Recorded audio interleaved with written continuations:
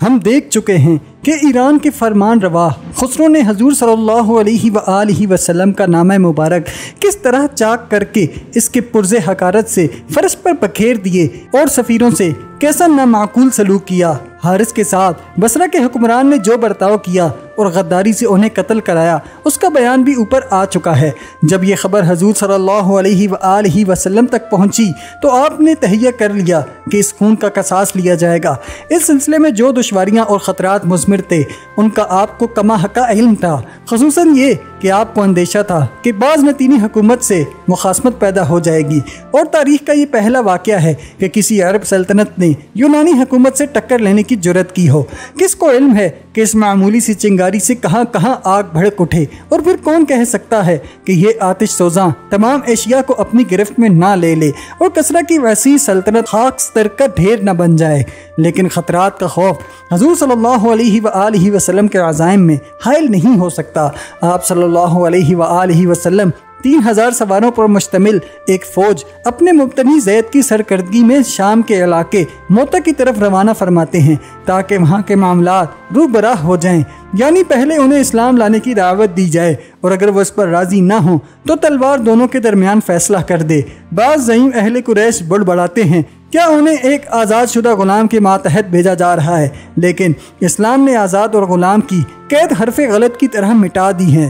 حضور صلی اللہ علیہ وآلہ وسلم نے اس خیال سے کہ اگر سپہ سالار جنگ میں کام آ جائے، ان کے جانشین بھی اس طرح مقرر فرمائے ہیں کہ زید کی شہادت کے بعد جعفر بن ابو طالب رضی اللہ تعالیٰ عنہ، اور اگر وہ بھی جامع شہادت نوش کر لیں تو عبداللہ بن رواحہ رضی اللہ تعالیٰ عنہ امیر لشکر ہوں گے۔ شام کی سطح مرتفع میں موتا کے مقام پر مدینے کی فوج کا یونانی رومی افواج سے پہلا مقابلہ ہوتا ہے۔ زید کی فوج تپتے صحرا میں سفر کرنے کے بعد تھکی بھی ہے اور یہ بھی دیکھتی ہے کہ دشمن کے لشکر سے تعداد میں بھی بہت کم ہے، پھر بھی 1,00,000 سپاہیوں کے مقابلے میں ان 3000 فدائیوں کی ہمتیں جوان رہتی ہیں، اور وہ لڑائی کے واسطے اس طرح مستعد ہیں جیسے شکاری شکار پر ٹوٹ پڑنے کے لیے بے چین ہوتے ہیں۔ ان کے سامنے بجز فتح یا شہادت کے تیسرا کوئی دروازہ نہیں ہے، انہیں دونوں طرف فائدہ ہی فائدہ نظر آتا ہے۔ کامیاب ہوئے تو غازی، قتل ہوئے تو شہید، اس لیے وہ بھوکے شیر کی طرح دشمن پر ٹوٹ پڑتے ہیں۔ جنگ طول کھینچ رہی ہے اور خون آشام ہوتی جا رہی ہے۔ زید آخر تک لڑتے اور اسلامی جھنڈے کو مضبوطی سے تھامے رہتے ہیں لیکن شہید ہو جاتے ہیں۔ اس کے ساتھ ہی جعفر رضی اللہ تعالیٰ عنہ فوراً ہی ان کی جگہ لے کر جھنڈا سنبھال لیتے ہیں۔ ہر طرف نیزوں کی بارش ہو رہی ہے، تلواریں دھوپ ہی کی طرح چمک رہی ہیں۔ زخمی سپاہیوں کی چیخو پکار اور گھوڑوں کی کراہ کے ساتھ اسلحے کی جھنکار نے مل کر عجیب قسم کا شور برپا کر رکھا ہے۔ زمین خون کے فواروں سے گلگوں ہو رہی ہے۔ اسلام کا جھنڈا جس مضبوط ہاتھ میں ہے، اس پر یکا یک پیچھے سے تلوار کی ایک کاری ضرب پڑتی ہے اور وہ کٹ کر دور جا گرتا ہے، لیکن جعفر کچھ پرواہ نہیں کرتے اور اسے فوراً دوسرے ہاتھ میں تھام لیتے ہیں۔ دشمن اس کے ساتھ بھی وہی سلوک کرتے ہیں اور اسے بھی قطع کر دیتے ہیں۔ دونوں کٹے ہوئے بازوؤں سے خون کی ندیاں بہہ رہی ہیں، لیکن اسلامی جھنڈے کی عظمت سب پر بھاری ہے، اس لیے وہ اس کو دونوں بازوؤں کی گرفت میں لے لیتے ہیں۔ دشمن ان کو نہتہ پا کر ہر طرف سے یورش کر دیتے اور شہید کر ڈالتے ہیں۔ اب عبداللہ بن رواحہ کی باری ہے کہ لشکر کی قیادت کریں۔ وہ بھی اپنے فرائض بڑی تندہی سے ادا کرتے ہیں اور ہمت و جمع مردی کے بڑے کارنامے دکھاتے ہیں، لیکن مخالفت جمعیت کے آگے کچھ پیش نہیں جاتی اور بالآخر وہ اپنی جان عظیم اسلام پر قربان کر دیتے ہیں۔ اس کے بعد اب کوئی نامزد جنرل باقی نہیں رہتا۔ خالد فوراً آگے بڑھتے اور آواز لگاتے ہیں، مسلمانوں حملہ کرو، ہمارے لیے فتح ورنہ جنت کے دروازے کھلے ہوئے ہیں۔ اس پر جنگ میں پھر جان پڑ جاتی ہے۔ خالد فوجوں کو بڑی ہوشیاری سے لڑاتے ہیں۔ اب ان کا حملہ قلب پر ہو رہا ہے۔ مخالف فوجیں مجبور ہیں کہ ادھر ادھر ہٹیں، اس کی وجہ سے ان کی صفیں درہم برہم ہو جاتی ہیں اور انہیں پیچھے ہٹنا پڑتا ہے۔ وہ تو رات ہو گئی ورنہ آج ہی لڑائی کا فیصلہ ہو گیا ہوتا۔ خالد نے آج جمع مردی اور سرکردگی کا اتنا اچھا مظاہرہ کیا ہے کہ رات کو فوجی مجلس شورا انہیں بالاتفاق اپنا امیر منتخب کر لیتی ہے۔ اس کے بعد باقی رات اگلے روز کی جنگ کا نقشہ تیار کرنے میں صرف ہو جاتی ہے۔ دوسری صبح جب نمودار ہوتی ہے تو یہ نظارہ دکھائی دیتا ہے کہ خالد اپنی فوج کا پراجمائے میدان میں موجود ہیں۔ انہوں نے جہاں تک ممکن ہو سکا فوج کو میدان میں پھیلا دیا ہے۔ مختلف دستے ادھر ادھر گھومتے اور پھر اپنی جگہ واپس آ جاتے ہیں۔ دشمنوں کو اپنے خیموں میں سے کچھ ایسا نظر آتا ہے کہ رات کی تاریکی میں مسلمانوں کو کمک پہنچ گئی ہے اور ان کی فوجیں کل کے مقابلے میں آج سے کہیں زیادہ ہیں۔ دشمنوں کی ہمت کو پست کرنے میں یہ ترکیب بڑی کامیاب ثابت ہو رہی ہے۔ پھر خالد حریف کو اتنا موقع بھی نہیں دیتے کہ وہ اپنی فوجوں کی صحیح طور پر صف آرائی بھی کر سکے اور اچانک بھرپور حملہ کر دیتے ہیں۔ اسلامی افواج میدان میں پھیل کر تین طرف سے دشمن پر ٹوٹ پڑتی ہیں۔ اس طریقہ کار میں خطرات بھی مضمر ہیں، لیکن خالد کی جرأت آزمائی کی دوسری طرف سے بڑی کمزوری کے ساتھ جواب ملتا ہے۔ یونانی افواج پہلے ہی سے حواس باختہ تھیں، اس حملے کی تاب نہیں لا سکتی تھیں۔ ان کے قدم اکھڑے ہی تھے اور مسلمانوں نے ان کا پیچھا کرنا شروع کر دیا۔ بھگدڑ مچ گئی اور وہ بے شمار سامان اور لاتعداد ہتھیار چھوڑ کر فرار ہو گئے۔ خالد مال غنیمت سے لدے پھندے ایک فاتح لشکر کے سردار کی حیثیت سے مدینے میں داخل ہوتے ہیں۔ آج سے وہ سیف اللہ یعنی اللہ کی تلوار کے لقب سے یاد کیے جائیں گے، کیونکہ اس جنگ میں بہادری کے علاوہ فن جنگ سے واقفیت اور مہارت میں ان کو بڑی ناموری حاصل ہوتی ہے۔ کہا جاتا ہے کہ اس لڑائی کے دوران میں ان کے ہاتھ میں 9 تلواریں ٹوٹی ہیں۔ دوسرے جنرل بھی کم نبض آزما ثابت نہیں ہوئے۔ حضرت جعفر طیار رضی اللہ تعالیٰ عنہ کے جسم پر تلواروں اور نیزوں کے نشانات سب ملا کر 50 سے کچھ اوپر ہی ہیں۔ خالد اپنے ہمراہ 3 امیران لشکر یعنی زید، جعفر اور عبداللہ بن رواحہ رضی اللہ تعالیٰ عنہ کے لاشیں بھی لے آئے ہیں۔ حضرت صلی اللہ علیہ وآلہ وسلم کے آنسو رواں ہیں۔ مدینہ اپنے بہادروں پر سوگ منا رہا ہے۔ لوگ امنڈے آ رہے ہیں اور اپنے ان نبرد آزماؤں کی میتوں کو موت کی آغوش میں زخموں سے چور اس طرح سوتا دیکھ رہے ہیں کہ ان کے چہروں سے اسلام کے نام پر قربان ہونے کی تمانیت جھلک رہی ہے۔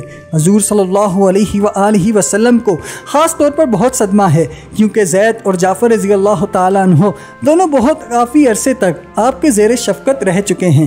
آپ جعفر رضی اللہ تعالیٰ عنہ کے شیر خوار بچے کو گود میں لے کر مہد سے گلے لگاتے اور آنسو بہاتے ہیں۔ پھر جب زید رضی اللہ تعالیٰ عنہ کی لڑکی سامنے آتی ہے تو اسے دیکھ کر رنج و غم کے جذبات کو ضبط کرنا مشکل ہو جاتا ہے۔ آپ صلی اللہ علیہ وآلہ وسلم کو اس حالت میں دیکھ کر ایک صحابی دریافت کرتے ہیں، یا رسول اللہ آپ اس طرح کیوں روتے ہیں؟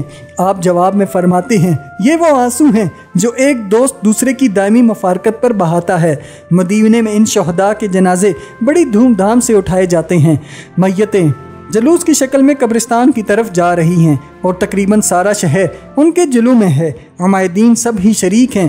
تمام مسلمان نماز جنازہ ادا کرتے اور شہداء کے واسطے دعائے مغفرت کرتے ہیں۔ پھر ان کو نہایت خلوص، پیار و محبت سے قبروں میں دفن کر دیا جاتا ہے۔ مدینے میں امن و سکون ہے۔ عربوں کے قبیلے آ کر دائرہ اسلام میں داخل ہو رہے ہیں۔ یہودیوں کے غرور کا سر نیچا ہو گیا ہے۔ حملے کا فوری خطرہ نہ یونانیوں کی طرف سے ہے نہ ایرانیوں کی جانب سے۔ القدر کا مہینہ بھی آ پہنچا ہے اور صلح نامہ حدیبیہ کی شرائط کے موجب مسلمانوں کو مکہ جانے، حج کے فرائض ادا کرنے کا حق حاصل ہے۔ درختوں پر موسم بہار کے پھول کھلنے اور خنک ہوائیں چلنے لگی ہیں۔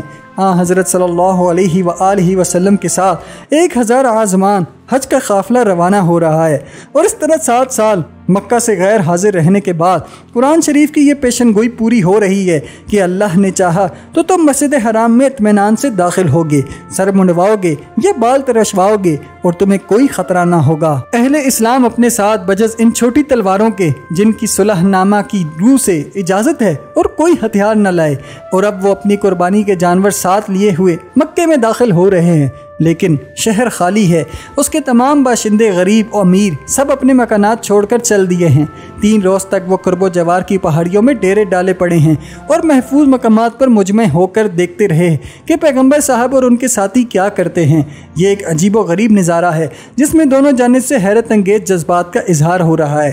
پہاڑیوں سے نیچے جھانک جھانک کر وہ اس ہستی کو دیکھتے ہیں جسے انہوں نے کبھی شاعر، کبھی دیوانہ، کبھی اس کا مقاطعہ کیا اور کبھی اس کے زندہ یا مردہ لانے پر انعام مقرر کیا۔ ان کے ساتھ ہی ایسے لوگ بھی دکھائی دے رہے ہیں جو کبھی ان کے دوست اور رشتہ دار تھے۔ کچھ زیادہ عرصہ نہیں، صرف 6-7 سال ہی گزرے ہیں اور اتنے ہی مختصر عرصے میں یادیں پرانی نہیں ہو جایا کرتی۔ انہیں بخوبی یاد ہے کہ محمد صلی اللہ علیہ وآلہ وسلم کس طرح شہر کی سڑکوں پر تبلیغ کرتے پھرتے رہے، کس طرح ایک چھوٹی سی ٹولی جس نے اسلام قبول کر لیا تھا ان کے ہمراہ رہا کرتی تھی، اور کس طرح ایک بڑا مجمع ان کی جنت کے وعدوں کا مذاق اڑایا کرتا تھا اور دوزخ کی آنچ کے ذکر پر ہنستا تھا۔ اب 7 برس کے مختصر سے عرصے میں کیسی کیسی حیرت انگیز تبدیلیاں رونما ہو گئی ہیں۔ وہی محمد صلی اللہ علیہ علیہ وآلہ وسلم آج عرب کے سب سے مقتدر اور ذی اختیار سردار ہیں۔ ان کو ستانے اور ایذا دینے والے قریش جو ان کے اہل قبیلہ بھی ہیں اور عزیز بھی اپنی عظمت و بزرگی کی بلندیوں سے پھسل پھسل کر نیچے کی طرف آ رہے ہیں۔ ان کی افواج پراگندہ ہو چکی ہیں اور ان کے کاروانوں کے راستے اور روزی کی راہیں محمد صلی اللہ علیہ وآلہ وسلم اور ان کے ساتھیوں کے رحم و کرم پر منحصر ہو گئی ہیں، اور ان کے قوم کے منتخب لوگ اسلام قبول کرنے کے لیے مدینے کی طرف چل پڑے ہیں۔ اسی طرح اہل اسلام کے دلوں میں بھی مختلف نوعیت کے خیالات مموجزن ہیں۔ بہت سے ایسے لوگ ہیں جو ایک عرصے کی جلا وطنی کے بعد اپنے ان گھروں کو جن میں وہ پیدا ہوئے اور پلے بڑے دوبارہ دیکھ رہے ہیں۔ انہیں اپنے خدا اور رسول کے ان وعدوں پر جو ان سے کیے گئے تھے پورا اعتماد تھا۔ کچھ لوگ رو بھی رہے ہیں، لیکن یہ خوشی کے آنسو ہیں جو ضبط نہیں ہو رہے۔ بعض اہل اسلام ایسے بھی ہیں جو پہلی مرتبہ مکہ آئے ہیں، انہوں نے حضرت ابراہیم علیہ السلام کے تعمیر کردہ خانہ خدا مقدس حجر اسود اور ان کی سینکڑوں بتوں کا حال سنا ہے، جنہیں محمد صلی اللہ علیہ وآلہ وسلم معبود باطل کے لقب سے یاد کرتے ہیں۔ کچھ ایسے بھی ہیں جو اس موقع کو اپنی تمام مشکلات و آلام کا خاتمہ سمجھ رہے ہیں، لیکن تمام آنکھیں حضور صلی اللہ علیہ وآلہ وسلم کی مرکزی شخصیت پر مرکوز ہیں۔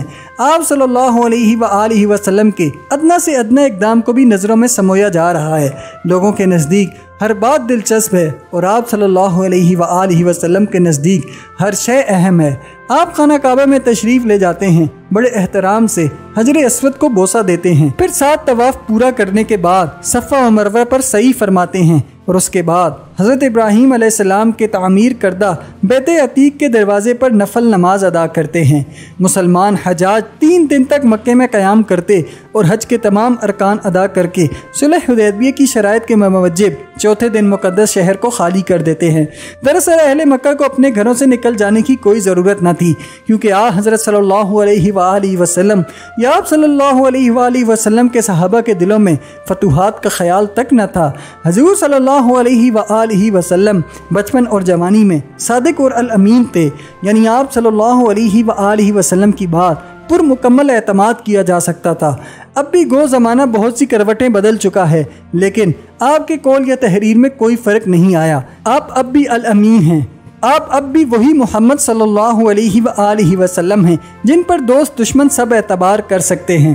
لیکن سوال یہ ہے کہ کیا آپ صلی اللہ علیہ وآلہ وسلم کے دشمن بھی ایسے ہی ہیں؟ یہودیوں کی غداریوں کا اوپر ذکر آ چکا ہے، قریش نے بھی اپنی بے اعتمادی کا اظہار کر دیا ہے۔ حضور صلی اللہ علیہ وآلہ وسلم کے مدینے سے رخصت ہوتے ہی ان کی دلی قدورت ظاہر ہو جاتی ہے۔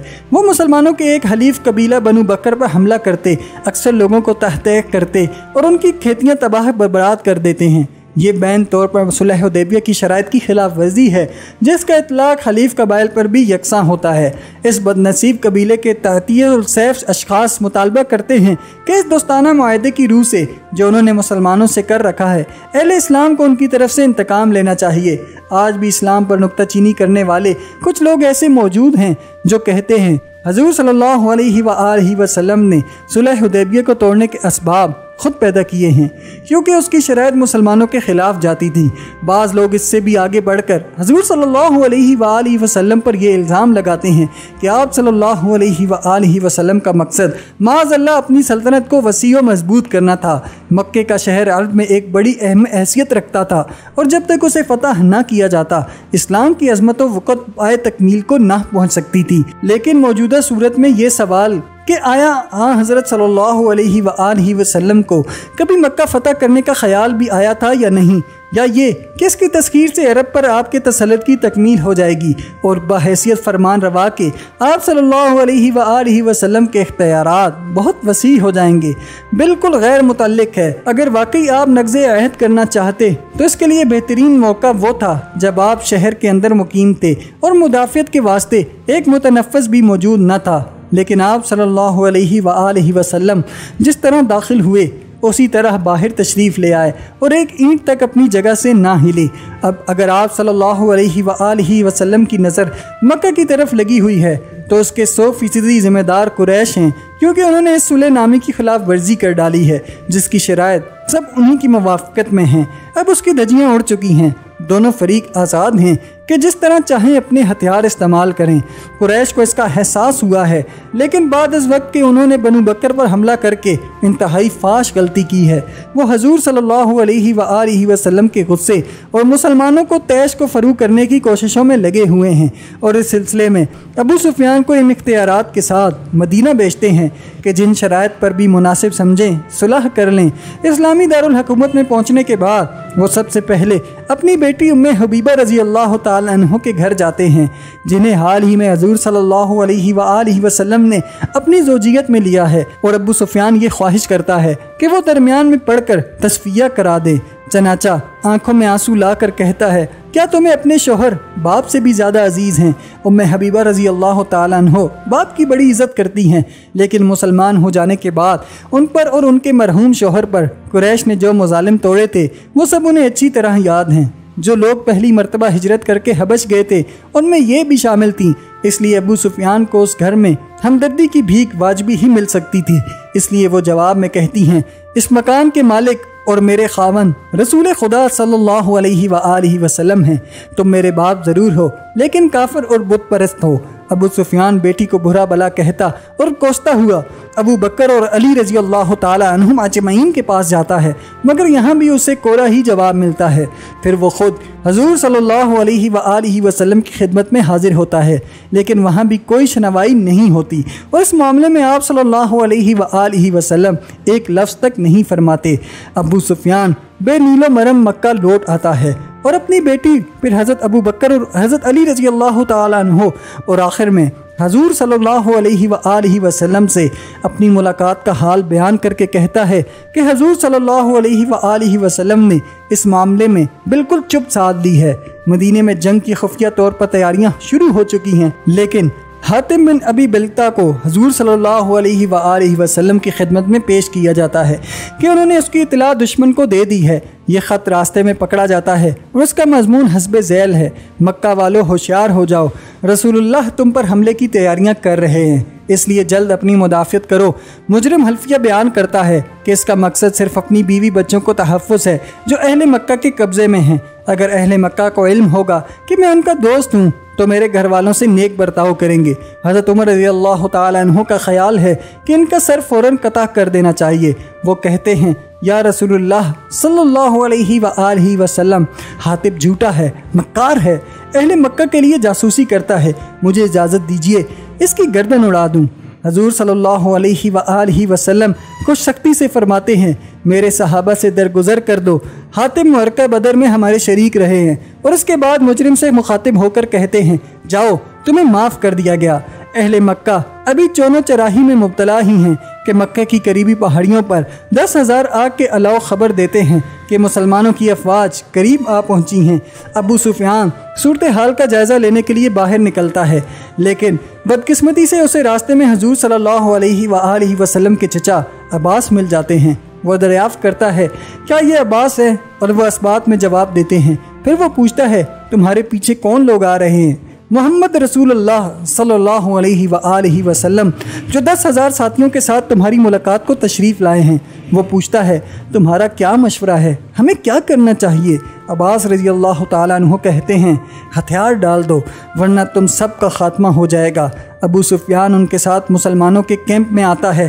حضرت عمر رضی اللہ تعالیٰ عنہ اس کے نگران ہیں، اور آپ فوراً کفار کے اس سرغنہ کو پہچان لیتے ہیں اور غصے سے فرماتے ہیں، یا اللہ میں کیا دیکھ رہا ہوں، ابو سفیان ہمارے کیمپ میں، اور وہ بھی بغیر کسی صلح نامے یا معاہدے کے۔ پھر نہایت ورثتی سے فرماتے ہیں، کیا اس بات کو تسلیم کرنے کا اب بھی وقت نہیں آیا کہ اللہ ایک ہے؟ وہ کہتا ہے، مجھے اس میں کوئی شبہ نہیں، اور یہ کہ محمد صلی اللہ علیہ وآلہ وسلم اس کے رسول ہیں۔ وہ کہتا ہے، صاف گوئی، معاف، مجھے اب تک اس کا یقین نہ تھا۔ آپ تہذیبی طور پر اپنی تلوار اس کے سر پر گھماتے اور فرماتے ہیں، تو میں تمہاری اس کج فہمی کا ابھی خاتمہ کر دیتا ہوں۔ اس وقت خوش قسمتی سے حضرت صلی اللہ علیہ وآلہ وسلم وہاں تشریف لے آتے ہیں اور اس کا سر زمین پر کلابازیاں کھانے سے بچ جاتا ہے۔ عباس رضی اللہ تعالیٰ عنہ فرماتے ہیں، ابو سفیان اب وقت آ گیا ہے کہ تم بدعمالیوں سے توبہ کرو، حق کے سامنے ہتھیار ڈال دو اور حضور صلی اللہ علیہ وآلہ وسلم سے معافی کے خواستگار ہو۔ اور ان حالات کے تحت ابو سفیان اہل اسلام کی صفوں میں شامل ہو جاتا ہے۔ قریش کا یہ سردار مسلمانوں کی صفوں میں جو ضبط و نظم اور رکھ رکھاؤ ہے اسے دیکھ کر دنگ رہ جاتا ہے، اور جب اسے لشکر کے گرد گھمایا جاتا ہے تو عباس رضی اللہ تعالیٰ عنہ سے کہتا ہے، خدا کی قسم تمہارے بھتیجے کی مملکت بڑی وسیع ہے اور مجھے یقین ہے کہ اب کوئی طاقت ملک میں ایسی باقی نہیں جو ان کا مقابلہ کر سکے۔ اس کے بعد وہ فوراً ہی اپنے قبیلے میں اس غرض سے واپس جاتا ہے کہ انہیں مشورہ دے کہ اب مقابلہ فضول ہے اور انہیں فاتح عرب کے آگے ہتھیار ڈال دینے چاہیے۔ علی الصبح مقررہ وقت کے مطابق اسلامی فوجیں مکہ پر قبضہ کرنے کے لیے آگے بڑھتی ہیں۔ وہ جنگ کے لیے پوری طرح تیار ہیں۔ حضرت زبیر رضی اللہ تعالیٰ عنہ کو حکم ہے کہ وہ پہاڑیوں کی جانب سے مکہ میں داخل ہو جائیں، اور سعد رضی اللہ تعالیٰ عنہ کو اس راستے کی حفاظت پر متعین کیا گیا ہے جو بلندی اور پستیوں سے ہوتا ہوا شہر کو جاتا ہے۔ حضرت علی رضی اللہ تعالیٰ عنہ کے ذمے حجوں کی پہاڑی پر قبضہ کرنا اور اس پر اسلام کا جھنڈا لہرا دینا ہے، جبکہ خالد رضی اللہ تعالیٰ عنہ کو حکم ہے کہ بقیہ فوج کے ساتھ شہر پناہ تک پہنچ جائیں۔ حضور صلی اللہ علیہ وآلہ وسلم بنفس نصیب عقب میں رہتے ہیں تاکہ جہاں آپ صلی اللہ علیہ وآلہ وسلم کی ضرورت ہو فوراً پہنچ جائیں۔ ہر سپہ سالار کو ہدایت ہے کہ جب تک ان پر حملہ نہ ہو وہ اپنی طرف سے جنگ ہرگز نہ چھیڑیں۔ حضرت زبیر رضی اللہ تعالیٰ عنہ کو کسی مخالف جماعت سے واسطہ نہیں پڑتا، اس لیے وہ شہر تک پہنچ گئے ہیں، لیکن خالد رضی اللہ تعالیٰ عنہ کا راستہ روک لیا گیا ہے۔ قریش کے کئی فوجی دستے ان کے سامنے آ گئے اور تیروں کی بارش کرنے لگتے ہیں۔ خالد رضی اللہ تعالیٰ عنہ نے بھی حملے کا حکم دے دیا ہے اور خود قریش کی پیادہ فوج کے درمیان گھس جاتے ہیں۔ حضور صلی اللہ علیہ وآلہ وسلم عقب سے اس مارکہ آرائی کو دیکھ کر سبب دریافت فرماتے ہیں، یا اللہ کیا دیکھ رہا ہوں، کیا میں نے جنگ کو منع نہیں کیا تھا؟ آپ صلی اللہ علیہ وآلہ وسلم کو بتایا جاتا ہے کہ دشمن نے خالد رضی اللہ تعالیٰ عنہ کی فوج پر حملہ کر دیا ہے اور وہ اپنی محافظت کی خاطر لڑ رہے ہیں۔ آپ صلی اللہ علیہ وآلہ وسلم فوراً انہیں حکم بھجواتے ہیں کہ خون آشامی بند کر دو، لیکن یہ مارکہ بہت مختصر ثابت ہوتا ہے اور خالد رضی اللہ تعالیٰ عنہ شہر کی فصیل تک پہنچ جاتے ہیں۔ سورج نکلتے نکلتے شہر کے تمام دروازوں پر اسلامی فوج کا قبضہ ہو جاتا ہے اور وہ اس بات کا اہتمام کرتی ہے کہ امیر العساکر آن حضرت صلی اللہ علیہ وآلہ وسلم بہت شاندار اور پروقار طور پر مکے میں داخل ہوں۔ آسمان صاف ہے اور بادل کا نام و نشان تک کہیں نظر نہیں آتا۔ سورج نکل رہا ہے اور اس کی کرنیں اس تمام منظر کو نئی قسم کی جلا دینے لگی ہیں۔ 10,000 نیزے ایسے چمک رہے ہیں جیسے آسمان پر بجلی کی لہریں دوڑتی ہیں۔ جھنڈے ہوا میں لہرا رہے ہیں۔ سڑکوں پر حیرت زدہ لوگوں کا ہجوم ہے اور بالا خانوں پر ٹھٹ کے ٹھٹ لگ گئے ہیں۔ کہیں کہیں نغمے بھی سنائی دیے جاتے ہیں اور کہیں دف اور ڈھول کی آوازیں فاتحین کا خیر مقدم کر رہی ہیں۔ تھوڑے ہی عرصے کے بعد حضور صلی اللہ علیہ وآلہ وسلم فاتحانہ طور پر ایک جلوس کی شکل میں اس طرح داخل ہوتے ہیں کہ آگے بھی مسلح سواروں کا دستہ ہے اور عقب میں بھی اسلامی فوج کے صف شکنوں کی ایک جماعت ہے۔ جس طرح کسی زبردست فاتح کا مفتوحہ علاقے میں جلوس نکلتا ہے، اس شان سے آپ کی سواری مکہ کی سڑکوں سے گزر رہی ہے، جو آپ صلی اللہ علیہ وآلہ وسلم کی جائے پیدائش بھی ہے، قبیلہ قریش کا مستقر بھی اور دینی مرکز بھی۔ آگے آگے حضرت علی رضی اللہ تعالیٰ عنہ اسلام کا جھنڈا لیے ہوئے چل رہے ہیں۔ دائیں ہاتھ پر آپ کے یار وفادار غار ثور کے ہمراہی ابو بکر رضی اللہ تعالیٰ عنہ اور بائیں پر عمر رضی اللہ تعالیٰ عنہ اور بالکل پیچھے زید رضی اللہ تعالیٰ عنہ کے صاحبزادے اسامہ ہیں۔ جلوس سیدھا کعبے کا رخ کرتا ہے۔